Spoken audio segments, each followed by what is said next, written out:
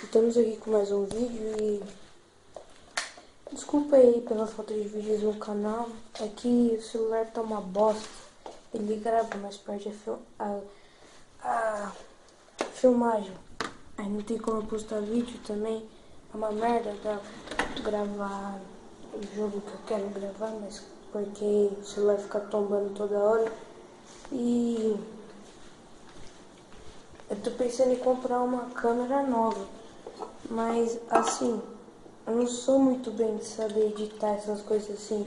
Tentar baixar alguma coisa aí, tipo, não Sony Vegas, porque né, falam que é difícil pra porra.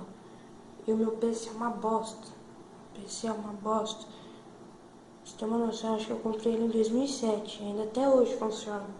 Não sei como aquela bagaça funciona, mas funciona. E tipo, sei lá, eu tô pensando em comprar uma câmera que dê pra mim gravar.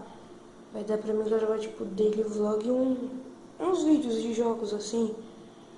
Eu não. Sei lá. Eu vou gravar uns vídeos de jogo, vou gravar daily vlog que eu não sei muito bem gravar porque. E eu também não vou saber editar, como eu disse pra vocês, porque meu PC é uma bosta. Eu comprei ele faz uns anos atrás aí, uns anos aí. E é isso, tipo, o celular não consegue pegar a gravação, mas fica difícil pra mim gravar e postar vídeo pra vocês. Mas é isso, só queria dar esse recado aí. Se o celular gravar, tá gravando. Então, se o celular gravar, eu consegui postar tudo direitinho. E eu vou esperar até comprar minha câmera, assim, porque eu tô vendo ainda. Ainda tem que pegar.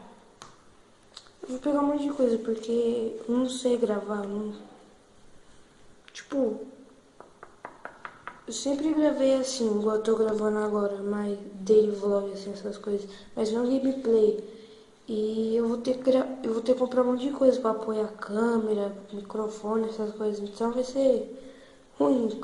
E com o tempo a gente vai evoluindo. E vai ser assim, até o canal ficar grande.